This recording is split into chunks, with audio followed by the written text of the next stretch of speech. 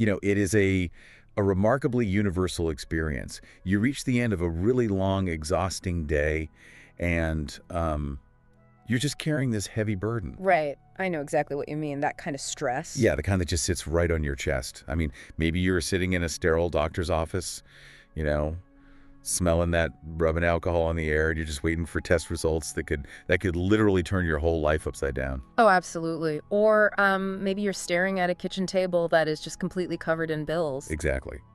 Watching a relationship you care about fall apart right in front of your eyes. Mm-hmm. And so in the quiet of your room, you do what you've, always been told to do. You bring it to God. You close your eyes. You close your eyes and you just rattle off this desperate, anxious list of everything that's going wrong. You throw in a few pleas for help, and then, well, you open your eyes. And nothing has changed. Nothing. I mean, the room is just as quiet as it was before. The anxiety is still sitting right there on your chest. Mm-hmm. You look around, and you honestly can't help but feel like you just sent a letter to the North Pole. That is such a visceral way to describe it. It feels like you are speaking into an absolute void.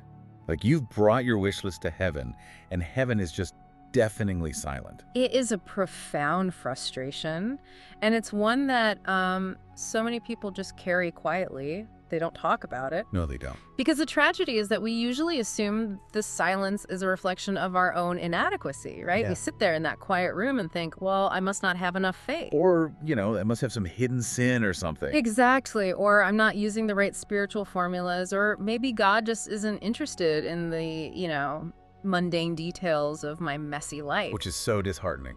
It is. We treat prayer exactly as you described, like a cosmic wish list. We approach the divine the way a terrified child approaches a mall Santa. Oh, wow. Yeah, that's exactly it. We list our demands. We desperately hope we've been, good enough this year to earn a response. And then we walk away feeling entirely empty.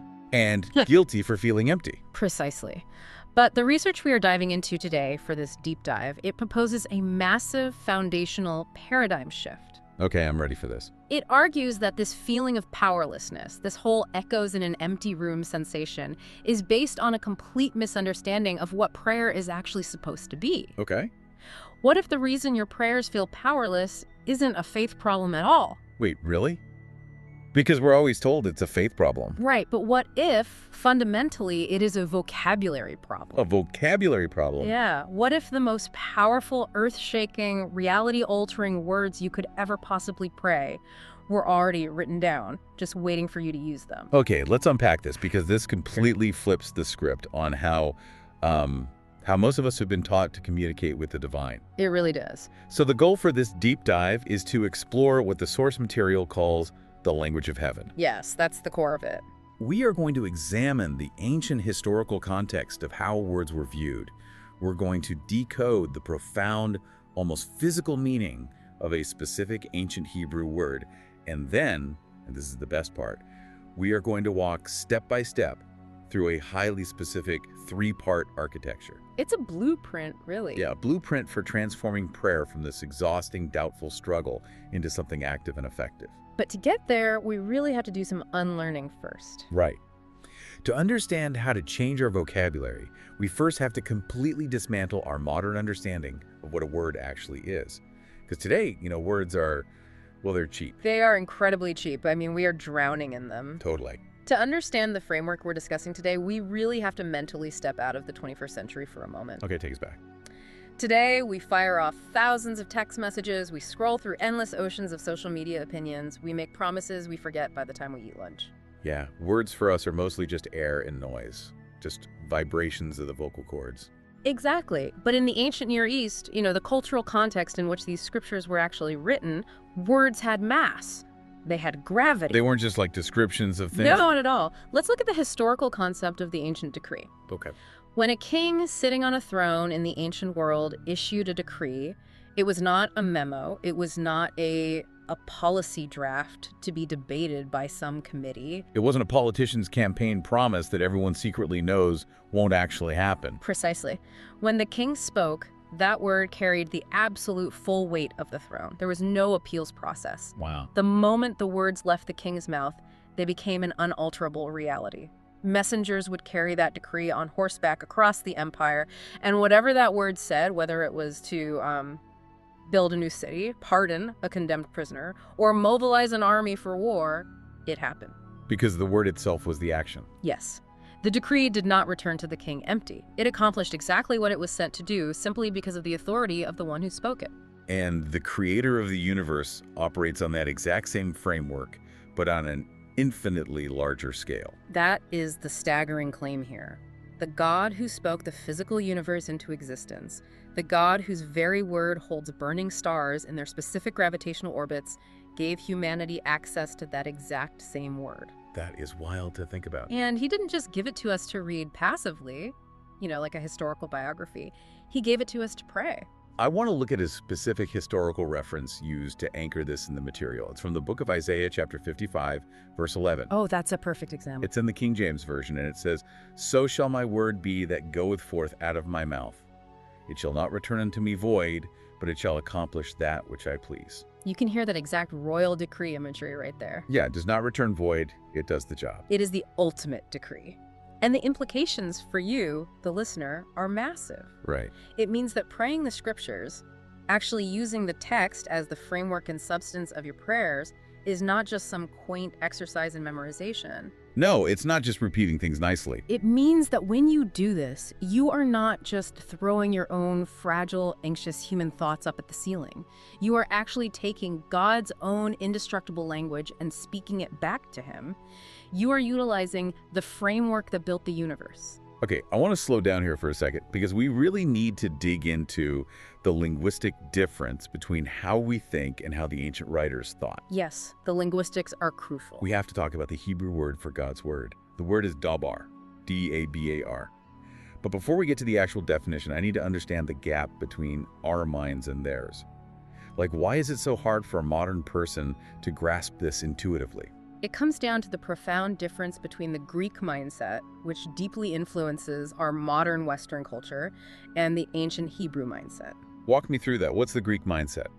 So, in our Greek-influenced Western mindset, we categorize the world. We are absolutely obsessed with form and description. If I say the word chair, your mind immediately conjures an image of an object with 4 legs and a back. The word chair is merely a descriptive label for an object that exists completely independently of the word itself. Right. The word itself doesn't do anything. It just points to the thing. Exactly. The word is just a signpost. But the ancient Hebrew mindset was entirely different. It was not focused on form and category. It was focused on action, function, and purpose. Action and function. Yeah, reality wasn't a collection of static objects. It was a continuous flow of events. So in that mindset, a word is not merely descriptive, it is creative and active. Okay, I'm tracking with you. And this brings us to dabar. Now, dabar does translate to word in English, but it carries the literal, functional meaning of a thing accomplished or an event set in motion. An event set in motion, not a sound. Not a sound, a substance. When God speaks dabar, the speaking and the happening are the exact same event. Wow. It's not that God says, "Let there be light," and then the universe takes a few moments to figure out the physical photons so light can exist. Right, there's no lag time. Exactly. The speaking of the dabar itself is the event of the light existing. When God speaks, something inherently and unavoidably happens. That actually completely changes how I view my own anxiety when I'm praying. How so? Well, because if I'm understanding the mechanics of this correctly, when I am sitting in my room, completely overwhelmed by a diagnosis or a terrifying bank statement, and I choose to pray using the scriptures instead of just my own anxious wish list, Yes. I am engaging with dabar, which means I am not just reciting words off a page. You are not reciting, you are releasing. I am releasing. I am activating the dabar of God over my specific situation. I'm taking this event set in motion and aiming it directly at my fear or my family or my finances. That's it. That's exactly it. I am not describing my problem to God. I am releasing God's accomplished event over my problem. That is the entire thesis of this deep dive. You stop informing God of how bad your circumstances are. He already knows. Right, he doesn't need a status update. Instead, you take the decree of the king, a decree that cannot return void, and you release it into your present physical reality. Okay, hold on. Let me play devil's advocate here for a second. Please do. Because I know exactly what someone listening is thinking right now. If dabar is an event set in motion, and I can just, release it over my life, are we saying prayer is basically a magic spell? Ah, right. Because that sounds dangerously close to name it and claim it theology. Like, I declare a Ferrari in my driveway, and God has to give it to me because I used the magic dabar words. Yeah, I hear that a lot. A lot of people, myself included, are deeply uncomfortable with treating God like a cosmic vending machine. So how does this framework prevent that?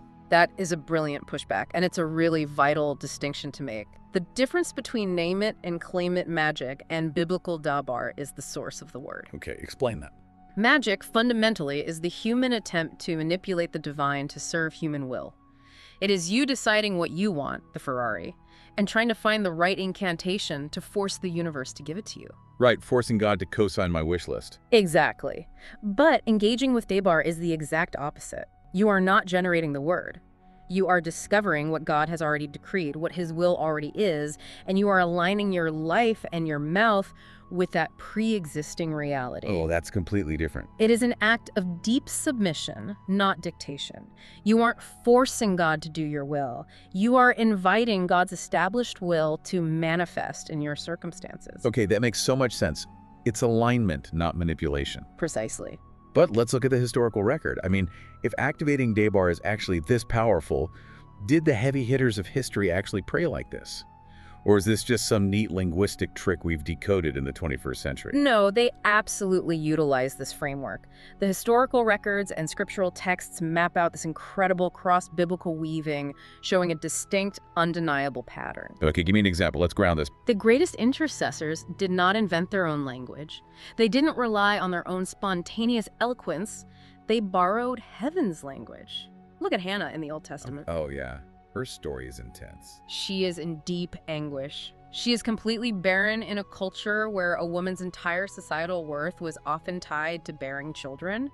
She is weeping so bitterly at the temple that the priest actually thinks she's drunk. Right, Eli thinks she's had too much wine. Exactly. The text notes she poured out her soul before the Lord. But she didn't just vent her feelings. She anchored her plea to the very character and past decrees of God. She used the established word. She aligned her desperate need with God's overarching purposes for Israel, and the result. The historical account says God remembered her, or look at David. The Psalms. I mean, they are basically the ultimate ancient prayer book. They really are. But when you analyze David's Psalms, they aren't just a diary of his fluctuating feelings. Though they are very emotional. Yes, they are incredibly raw and emotional, but they are highly structured prayers wrapped tightly in the covenants and promises that God had already spoken over the nation of Israel. Oh, I see. When David is hiding in a cave from men trying to kill him, he doesn't just say, God, I'm scared. He reminds God of God's own legal, covenantal promises. He echoes the dabar back to the throne. He's pleading the case using the king's own laws. Exactly. But the most striking example, the one that truly cements this pattern beyond any doubt, is Jesus himself. The crucifixion. Yes. Think about the brutally physical reality of the crucifixion. Jesus is hanging on the cross. The mechanics of crucifixion mean he is literally suffocating under his own body weight. It's horrific. Every single breath requires him to push up on the nails in his feet, causing absolute searing agony. He has a very limited number of words he can physically force out of his collapsing lungs before he dies. Right. Every word is costing him everything. He wouldn't waste a single syllable. And in his moment of ultimate excruciating suffering, what does he pray? He doesn't invent new spontaneous words. He borrows from David. Really? He uses his agonizing breaths to pray the exact verbatim words of Psalm 22. My God, why hast thou forsaken me? In the most critical moment in human history, Jesus relied on the pre-written, established word. See, I hear that, and it is incredibly powerful. But we have to address the elephant in the room regarding modern culture. Okay, what's the elephant? Doesn't borrowing someone else's words feel less authentic? Yeah. We live in a society that prizes originality and living your truth above almost everything else. Oh, absolutely. If I'm not speaking my own unique, spontaneous, from-the-heart thoughts, isn't that just a performance? Doesn't God want my authentic feelings rather than me just reading a script written thousands of years ago? It is a very natural modern objection, but we have to ask ourselves, what is ultimate authenticity? Okay. Our modern culture defines authenticity as, whatever I'm feeling right now in this exact second, but feelings are incredibly fickle. Very true. They are neurological responses that change based on how much sleep you got last night. whether your blood sugar is low or a single passive-aggressive email from a coworker. Right. My truth at 8 in the morning before I've had my coffee is very different from my truth at 8 p.m. Exactly. If your prayers are strictly limited to your fluctuating biochemical feelings, your prayers will be incredibly fragile. They will be tossed around by every emotional storm. So relying on feelings isn't actually stable. No. Using God's own language back at Him isn't inauthentic. It is actually aligning yourself with the ultimate unchanging reality. You are stepping out of the shifting sands of your temporary emotions and standing on the absolute bedrock of eternal truth. So it's not faking it. It's actually elevating my current messy reality up to the level of heaven's reality. I'm letting the eternal word interpret my present pain, rather than letting my present pain dictate my prayer. Precisely. And this brings us to a really provocative question that the research poses. I want you, the listener, to really sit with this for a moment. What if the prayer God has been waiting to answer is one you've never prayed simply because you didn't know the words were already there? Man, Yeah. that is a heavy thought. What if the prayer God is waiting to answer is one you've never prayed because you didn't know the words were already there? It changes everything. It completely removes the burden of having to be incredibly articulate or clever when you are hurting. The words are already there, They're waiting for you. but knowing that they are there is only half the battle. How do we actually find them? How do we use them? Right, practicality is key here. Because if I just open a massive ancient text with thousands of pages, I'm going to be completely lost. And this is where the framework becomes incredibly practical. It gives us a 3-step architecture. Yes, let's walk through it. Step 1, the invitation of choosing the word. The instruction seems simple enough. Find a verse or a passage that speaks to exactly where you are right now. The sourcing of the word is vital, and there are several highly practical avenues for this.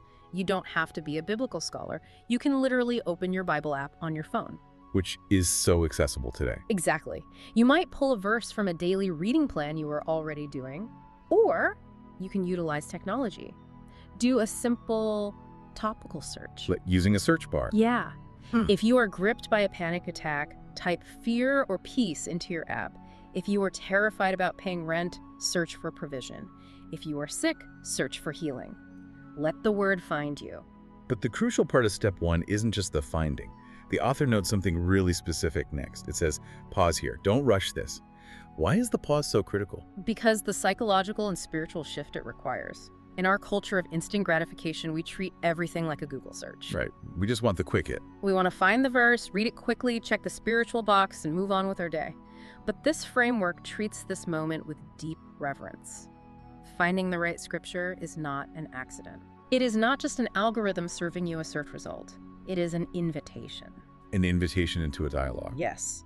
It is the Spirit of God inviting you into a conversation using the very dabar that has the power to shift your circumstance. Wow. When you find that verse that makes your spirit leap or that brings a sudden, inexplicable sense of peace to your nervous system, you must pause.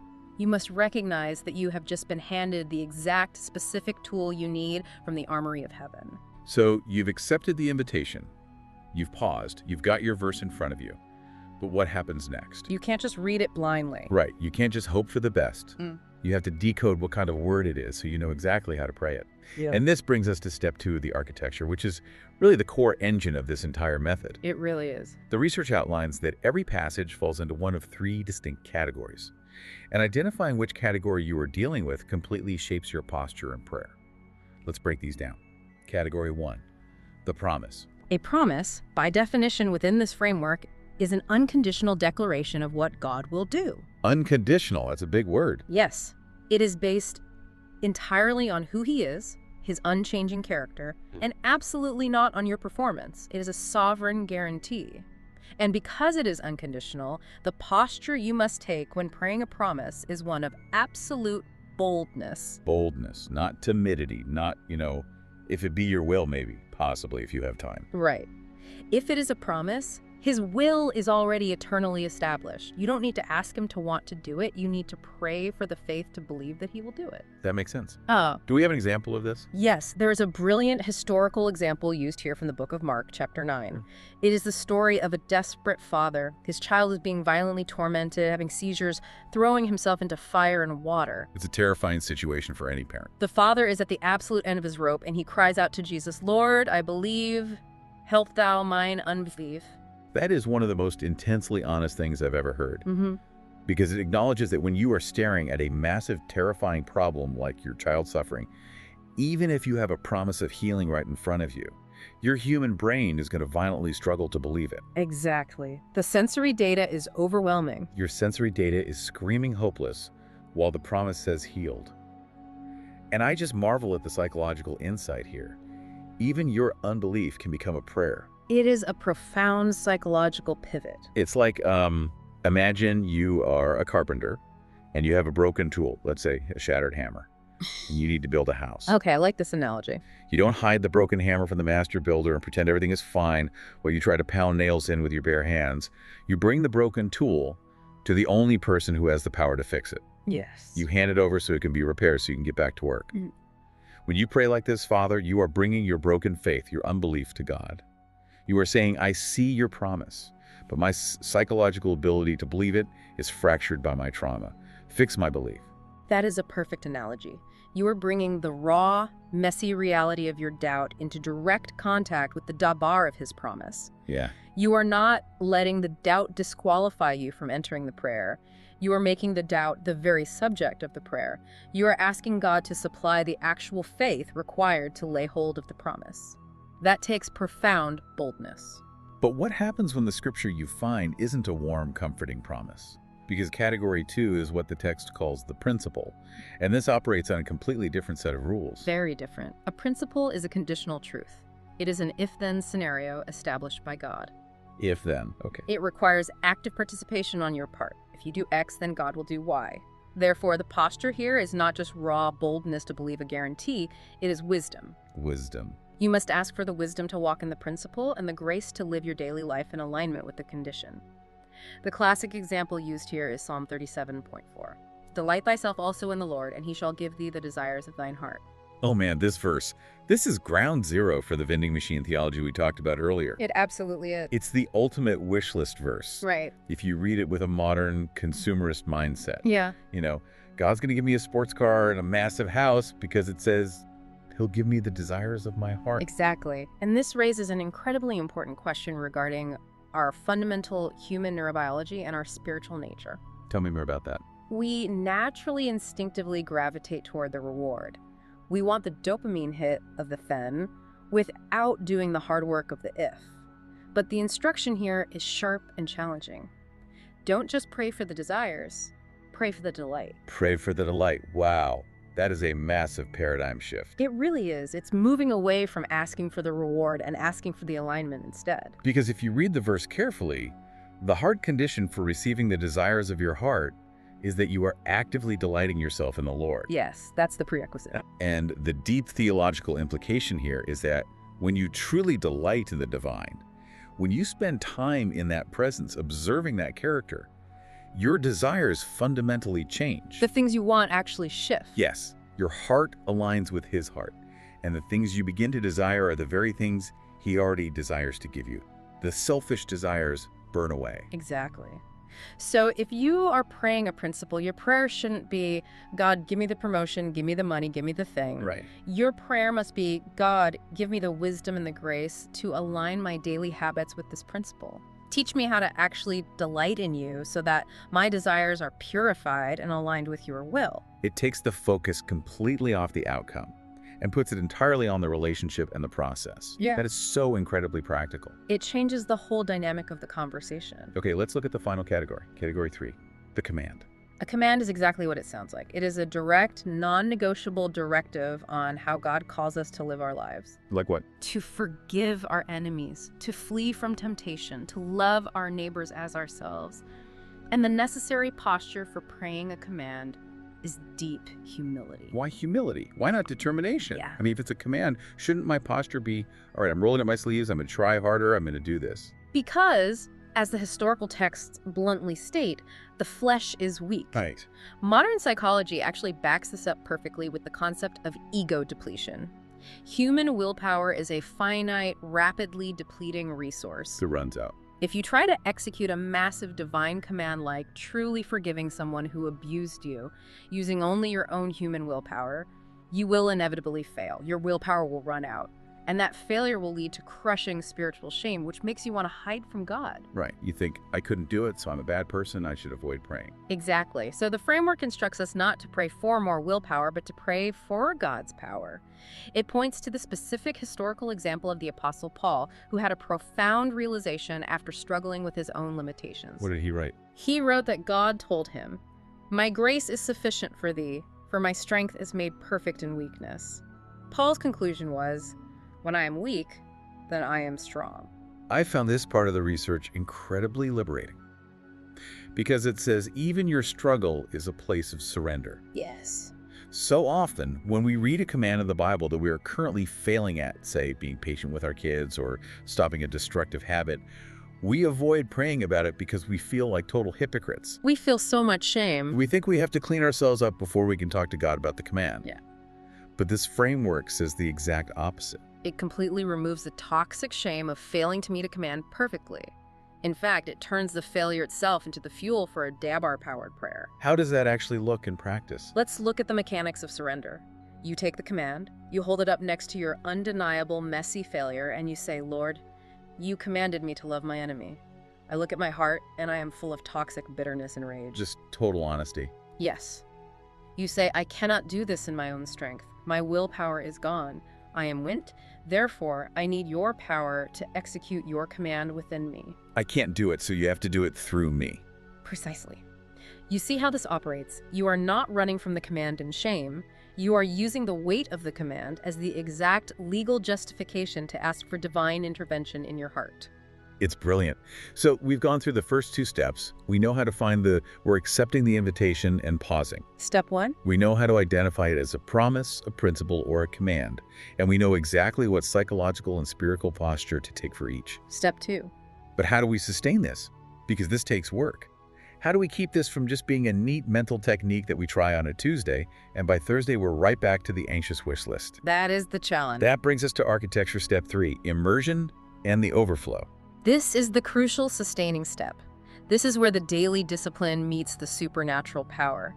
The research states a very hard, unavoidable truth. You cannot pray what you do not know. That sounds simple, but it's profound. You cannot pray what you do not know. It is. Think about the neurobiology of a crisis. When you experience a sudden trauma, you get that terrifying phone call at 2 a.m. Your brain's prefrontal cortex, the logical reasoning part of your brain, essentially shuts down. Right, logic goes out the window. Your amygdala takes over. You go into fight, flight, or freeze. If your internal reservoir of the word is empty, if you haven't internalized these scriptures, you will have no dabar to release when the crisis hits. Because your brain literally won't be able to find it. Exactly. You will immediately revert back to your baseline. And for most of us, our baseline is the anxious wish list. The desperate, empty pleas, because we simply don't have the vocabulary of heaven accessible to our nervous system in that moment of panic. Exactly. It's like trying to speak fluent French in a life or death emergency when you've only ever learned how to say hello and baguette. You're just going to freeze up. You are going to panic and immediately revert to your native tongue. That makes total sense. So how do we change our native tongue? This is why consistent reading, study, and memorization of the texts is not just extra credit for a believer. It isn't just an academic exercise for theologians or pastors. It's not just a hobby. It is the vital source. It is stocking the armory during peacetime so you have weapons during wartime. Stocking the armory. I love that. The overflow principle dictates that the more you immerse yourself in the Word when things are calm, the more your prayers will simply naturally overflow with it during times of immense pressure. Because it's already in you. It becomes your default language. You won't have to scramble to open an app to find a verse while you're sitting in the back of an ambulance because the verses will have already found a permanent home inside of your mind and spirit. You are literally rewiring your default response to trauma. Precisely. You're changing your baseline. Okay, before we move to the final challenge, let's give everyone a quick rhythmic recap of those 3 postures so you can really lock them into your memory. If you are listening to this, maybe jot these down or just repeat them in your head. It's good to solidify this. Pray for faith to believe his promises. Pray for wisdom to walk in his principles. Pray for power to obey his commands. Faith for promises, wisdom for principles, power for commands. That is the architecture. It is clean, it is profoundly rooted in ancient history, and it is endlessly practical for modern life. Yes, it is. But we have to remember that knowledge is only valuable when it is actually applied. The research does not let us off the hook with just a theoretical, intellectual understanding. It demands action. It does. It pushes for an immediate shift. And so, speaking directly to you, the listener, you must understand that you are not speaking into a void. You are not sending letters to the North Pole. Right. You are praying to a God who hears, who remembers, and who actively moves on behalf of those who trust and echo his word back to him. The silence you have felt in that room is not absence. It is simply the empty space waiting to be filled with the dabar of his decree. And here's the immediate challenge for you. Tonight, before your head hits that pillow, don't revert to the old way. So don't do it. Don't let out an exhausted sigh. Close your eyes and say, God, I don't know what to pray. Open the Word. Open the app on your phone. Find just one verse that speaks directly to your current reality. Just one is enough to start. Identify whether it's a promise, a principle, or a command. And then pray it back. Release the dabar. Watch what he does with his own indestructible words when they are spoken through your fragile human mouth. It will change everything. Because prayer was never meant to be this exhausting, doubtful struggle. It was meant to be a holy partnership. And for anyone who wants to dive deeper into building this habit, there are free 5-day prayer guides available out there that walk you through this exact process step by step. They are incredible tools to help you start stocking that internal armory. And as we close this deep dive, I want to leave you with one final thought to mull over as you go about your day. Let's hear it. We've spent this time exploring how the ancient Hebrew concept of dabar, this word that is literally an event set in motion, changes how we speak to the divine. But think about the broader psychological and spiritual implications. If the words we speak in prayer are meant to mirror the dabar of God, not as passive sounds, but as active forces, well, how does understanding this ancient framework change not only the way we speak to God, but the way we speak about our own lives? How does it change the way we talk about our challenges, our spouses, our children, and our futures every single time we open our mouths? If words truly have that much physical and spiritual weight, what reality are you building with your vocabulary today?